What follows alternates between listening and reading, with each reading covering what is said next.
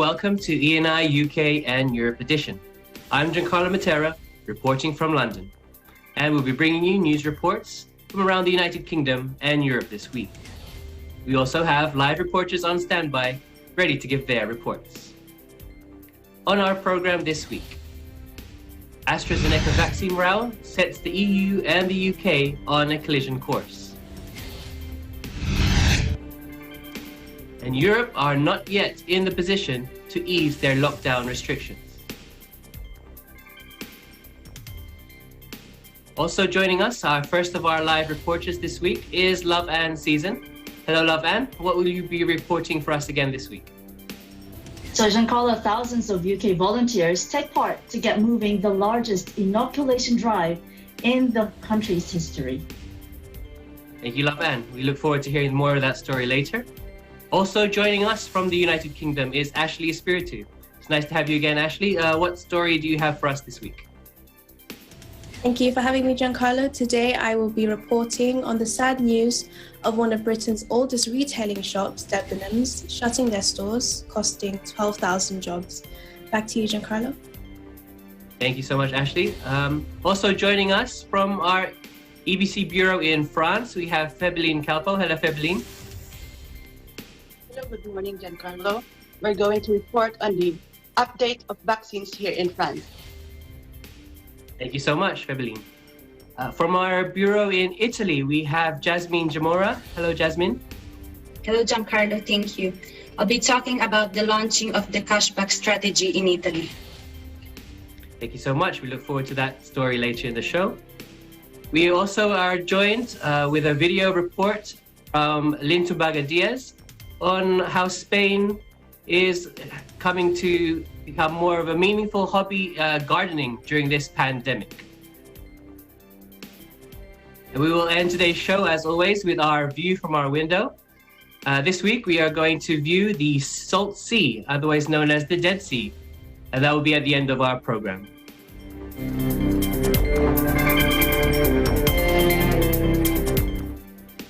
But first, those main news headlines again. AstraZeneca vaccine row sets the EU and the UK on a collision course. The EU is demanding that AstraZeneca make up for its delays of its COVID-19 vaccine by supplying doses from the UK factories on Wednesday. This risks setting the EU and Britain on a post-Brexit collision course. The European Union's efforts were hit by an announcement from the British-Swedish firm AstraZeneca that it could only supply a quarter of the doses it had promised from the first quarter of 2021. This infuriated the European Commission, which is planning this week to add the AstraZeneca vaccine to the two others it already has authorized from BioNTech and Moderna, to help reach its goal of inoculating 70% of EU adults by the end of August.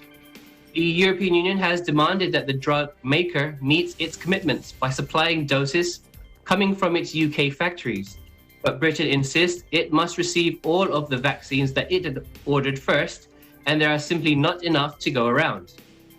In London, British Prime Minister Boris Johnson said he expected AstraZeneca to honour its commitment to deliver its 2 million doses a week to the United Kingdom from its plant in North Wales.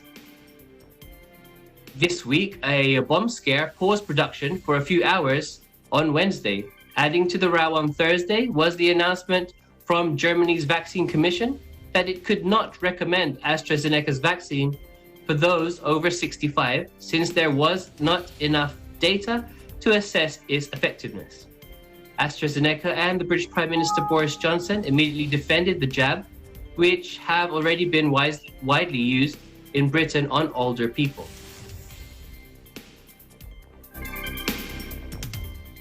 Europe are not in a position yet to ease its lockdown restrictions. 30 European countries have seen a significant decrease in new cases in the 14 days recently, according to Hans Kluge, the World Health Organization's regional director. Lockdowns have been instrumental in limiting the spread of the virus, but the WHO also warned that transmission rates across Europe are still very high, impacting health systems and straining services, making it too early to ease up. He described the situation in the region as a pandemic paradox, because as vaccinations have started to give a glimmer of hope to people, new variants of the virus emerge, thus presenting greater uncertainty and risk. Vaccination campaigns are currently ongoing in 35 out of the 53 countries that compose the WHO. It reiterates that breaking transmission chains is a clear priority. So far, 33 countries have confirmed the presence in their territory of the new variant that was first discovered in the United Kingdom. And another 6 have reported infections from the variant first discovered in South Africa. The World Health Organization's regional director also highlighted the increasingly concerning impact the pandemic has had on mental health, even calling the situation a parallel pandemic. A report from the International Labour Organization states that half of the people 18 to 29, as well as 20% of healthcare workers, are suffering from anxiety and depression.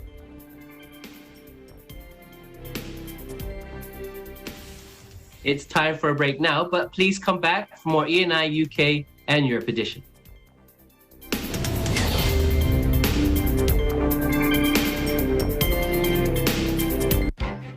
Events happen around us all the time, in our community, in our country, around the world.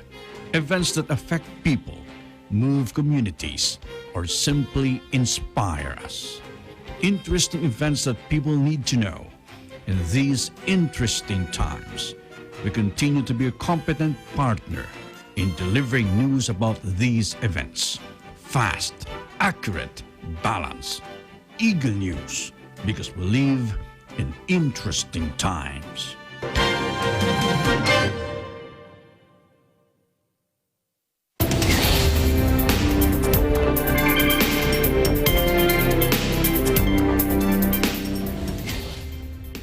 Welcome back to ENI UK and Europe edition.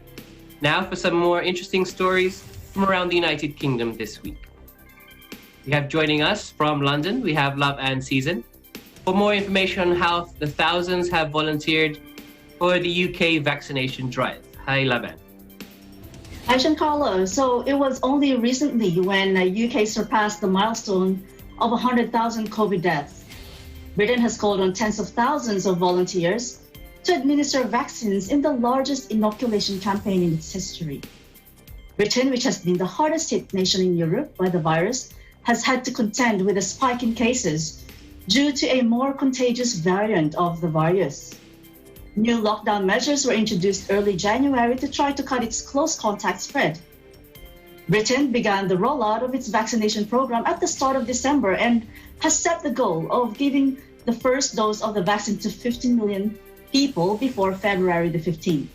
So Giancarlo, the target population are those over the age of 70, the extremely vulnerable, and the health and social care workers. Now, during the first wave of infections from last March, volunteers were called on to help the vulnerable by carrying out errands like shopping. Now, the same group of people is being asked to contribute to the mass vaccination campaign. The Sun newspaper, one of the country's most popular tabloids, has launched a campaign calling for a jobs army among its readers to help the state-run National Health Service, or NHS. It has said in just 2 weeks, 50,000 volunteers responded to the appeal. Now, let's find out what moved some volunteers into action. Up here, and I work with 70 other fitness instructors, so we were all asked to come along if we can.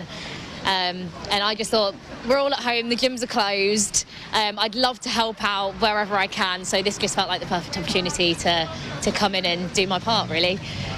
These people, we've got people in their 70s and 80s coming to get their vaccine today, and they're a little bit worried, so it does feel good to just be a happy, reassuring face for people who might be a little bit worried. So, Giancarlo, we have to remember, for many older people, a trip to the vaccine center was the first time here. So having a friendly face to greet them was just a tremendous help.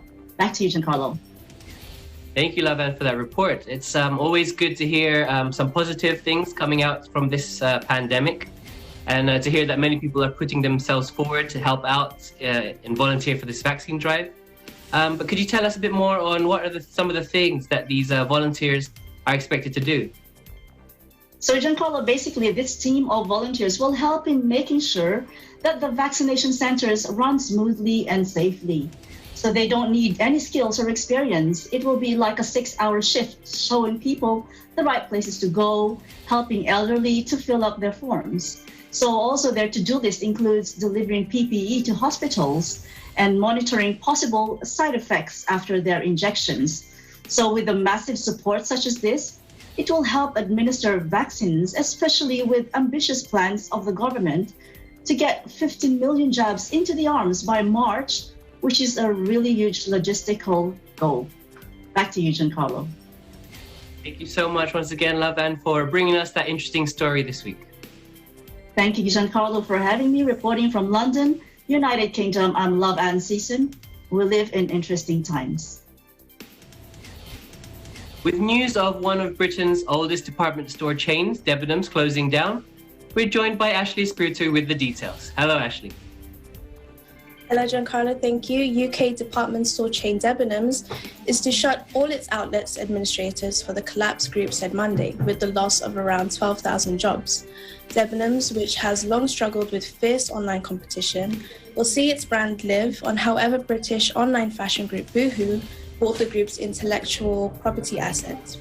Boohoo rival ASOS, meanwhile, announced it was in exclusive discussions with the administrators of Arcadia about purchasing some of its brands, including Topshop. Arcadia and Debenhams collapsed last month, together risking the loss of 25,000 jobs, having struggled to transition from a bricks and mortar business long before the coronavirus pandemic forced shoppers online. Arcadia owner Philip Green, once dubbed the king of the high street, saw his reputation severely hit by the high-profile collapse of UK retailer VHS in 2016. The importance of the bricks and mortar traditionally associated with retail brands has now fully waned, noted Gordon Fletcher at the University of Salford Business School. This is not a new realization that has only been discovered during the pandemic. However, the current lockdown situation has forced us to cut the final ties between our favorite brands and the physical high street, Fletcher added. Debenhams stores will reopen following the lifting of the UK lockdown solely to liquidate stock. Administrators FRP Advisory bought into salvage part of the business, said in a statement Monday. Regrettably, all the UK stores will then be permanently closed, it added. A source close to the company told AFP this meant that around 12,000 jobs would disappear. Debenhams, whose history dates back to the late 18th century, had hoped to sell some of its 127 stores, whose staff have been paid by the British government's furlough scheme during the pandemic. It is unclear whether British retail group Frasers, which has been in talks with the administrators, will still snap up some Debenhams stores. Frasers is headed by Mike Ashley, owner of English Premier League football club Newcastle United, and re-owned for purchasing major retailers that have fallen from great heights. Back to you, Giancarlo. Thank you, Ashley, for bringing us that story. Could you tell us a bit more about what plans Boohoo has after buying the group's intellectual property assets? Yes, Giancarlo. Well, Boohoo said its acquisition of Debenhams assets, including customer data, will cost it £55 million. It plans to relaunch Debenhams' online platform as Boohoo looks to lead the e-commerce market by entering new areas including beauty, sports and homeware.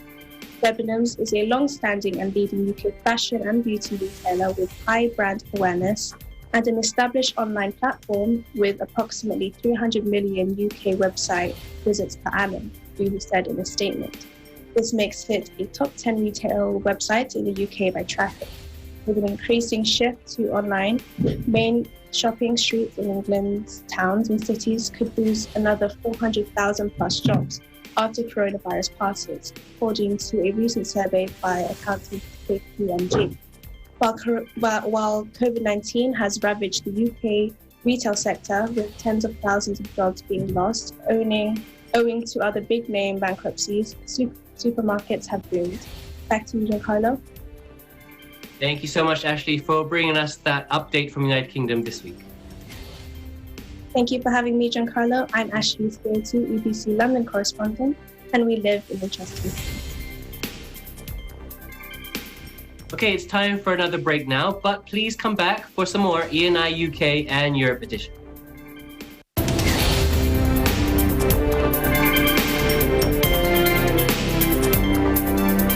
Hey there, Arnie Aquino here at Hatley Castle, one of the filming locations for the X-Men series. Don't forget to tune in to Digital Nest only on Net25.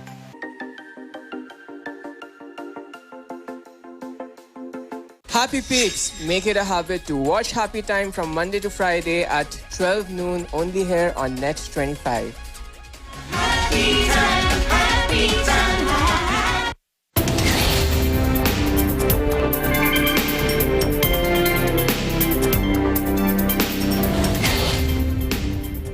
Welcome back to ENI UK and Europe edition. Now we have some more interesting stories from around Europe this week. With details on how a French vaccine candidate has fallen through, we're joined by Febeline Calpo. Hello, Febeline. Hello, Giancarlo. Earlier this week, the Pasteur Institute in Paris abandoned its best hope for an effective jab following disappointing trials. In May last year, Pasteur, a Paris-based pharmaceutical facility, and Merck, U.S. pharmaceutical giant, teamed up to develop a jab based on existing measles vaccine, but jointly announced that they were stopping further development together following an analysis of the intermediate results obtained from phase 1 trials, which began in August 2020. In the meantime, Sanofi, France's leading pharmaceutical company, announced in late December that its jab would only be ready by the end of 2021. The said group is now being encouraged to help produce a rival vaccine in Europe. In a recent radio interview, former French Health Minister Xavier Bertrand said, "The problem is that we don't have a European vaccine. I think that Europe should have had the same ambition." A report by the French think tank Terra Nova said public financial support for vaccine research and development was one of the crucial factors. The US mobilized $10 billion to support vaccine research, while the European Union only put together $3 billion. Back to you, Giancarlo. Thank you so much, Febeline. Just a question, has this setback had any impact on any other research being done by the Pasteur Institute? The report said that the decision to abandon its COVID-19 vaccine based on the measles jab does not have any impact on the continuations research by the Pasteur Institute in 2 other vaccines candidates which use different methodologies. One being developed in partnership with French biotech firm Theravictis can be administered using the same novel RNA technology developed by BioNTech and Moderna. Back to you, Giancarlo. Thank you so much once again for that report, Febeline. Thank you for having me. I am Febeline Calpo from Marseille, France, Euro, reporting for Eagle News International. We live in interesting time. Okay, we go to our EBC Bureau in Italy now, where Italy is planning to implement a program that encourages people to use cards instead of cash. Reporting for us is Jasmine Jamora. Hi, Jasmine. Hi, Giancarlo. Thank you. The Italian government is offering a 10% cashback for purchases made in store by card as part of the government's Cashless Italy strategy, aimed to encourage people to swap the cash to card in order to make payments easier to trace and help authorities root out tax evasion. The current version of the cashback program started on January 1st and is scheduled to run until June 30, 2022. You'll have the chance to claim it up to 3 times before then. First, between January 1st to June 30, 2021. Second, between July 1st to December 31st, 2021. And third, between January 1st to June 30, 2022.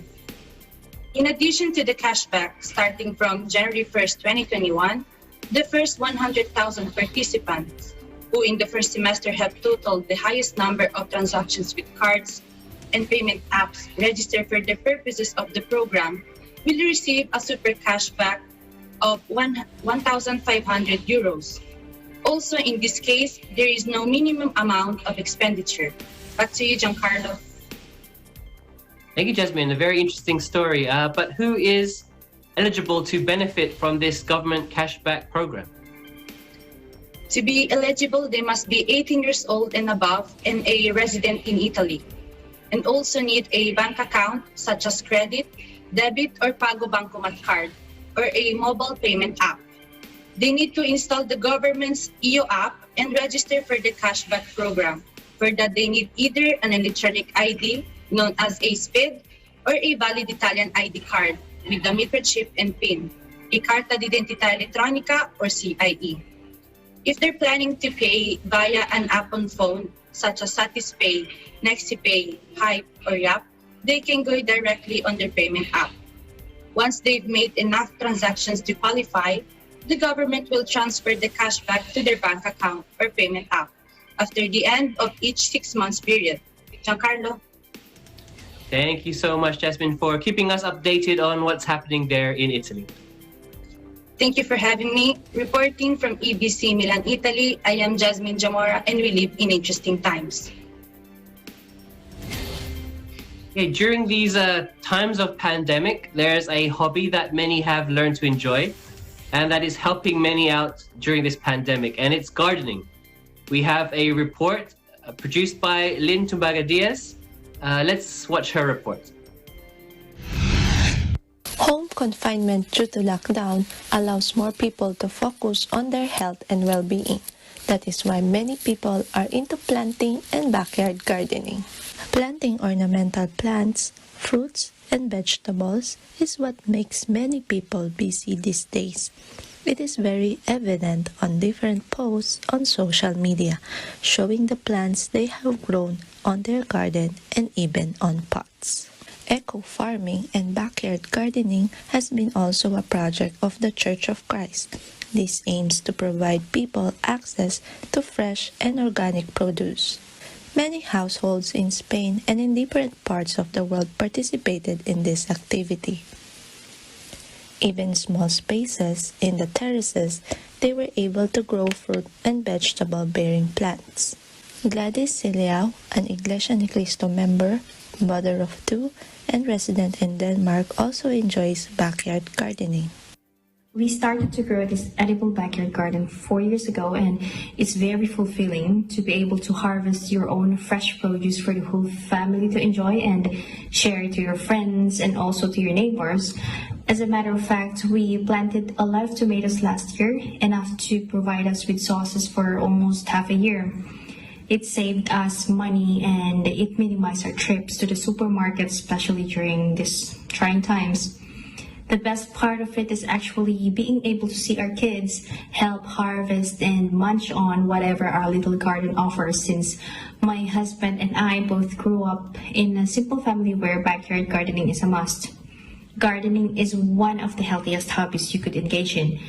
Working on your garden surrounded by greens and colorful foliage boosts your physical strength, your heart health, your immune system, and even your sleep. Planting serves as a family bonding activity and teaches people to have a sustainable source of food, especially in times of pandemic. Reporting for Eagle News International, I am Lynn Bautista Tumbaga Diaz, and we live in interesting times. Thank you so much to our EBC Bureau in Spain for that very informative and interesting report. We will end today's show once again with our view from our window, and we go to the lowest body of water on Earth, known as the Dead Sea, or also called the Salt Sea. This is located in Israel and Jordan, and its water contains 26 beneficial minerals, and the air contains minimal amounts of dust and allergens compared to other places in the world. This beautiful view is courtesy of Judith Immes from our EBC Israel Bureau. Thank you so much for this view, Judith.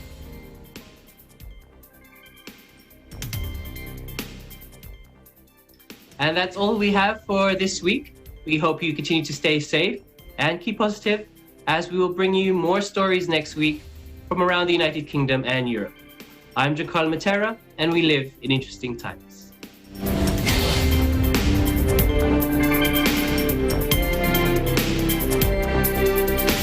Traffic jams have been a major concern for us commuters and for the country as a whole. Thanks to motorcycle taxi services, we arrive and even our packages and deliveries reach their destinations on time. Even during the early phases of the lockdowns, bikers saved the day as essential services reached families to stay afloat and kept the economy running.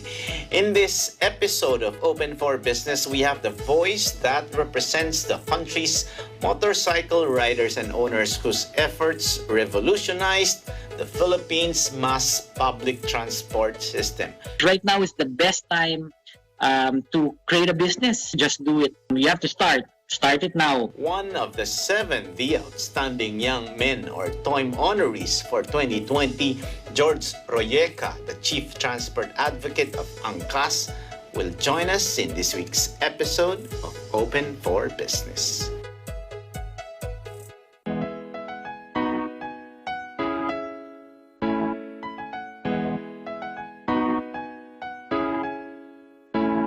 May sakit na lumalaganap, lunas di pa nahahanap. May paraan para wag kumalat, kaalaman ay ipamalas. Pag-aralan o dali na, simulan ang disiplina. Mapahamak ay hindi na, lahat ito ay makakaya. May tamang paraan ng paghuhugas ng kamay. Distansya, pila-pila, takpan ng stay sa bahay. Umaging kaisa tayo, kabilang sa pagsubok. Sama-sama natin talunin sa COVID-19. Sa COVID-19. Yo! Lahat tayo ay nababahala. Ang dami ng gawain na naaantala. Atensyon nyo'y kailangan ng italaga. Kailangan mo na magtiis at magtiyaga. Yes! Kalusugan ay kaligtasan. Lumalalang sakit ay kayang iwasan. Mag-ingat, sumunod, ito'y malulunasan. Darating din ang ginhawa ng kinabukasan. May tamang paraan ng paghuhugas ng kamay. Distansya, pila-pila, takpan ng bibig. Stay sa bahay. O maging kaisa tayo, sa pagsubok, sama-sama nating talunin sa COVID-19. Sa COVID-19.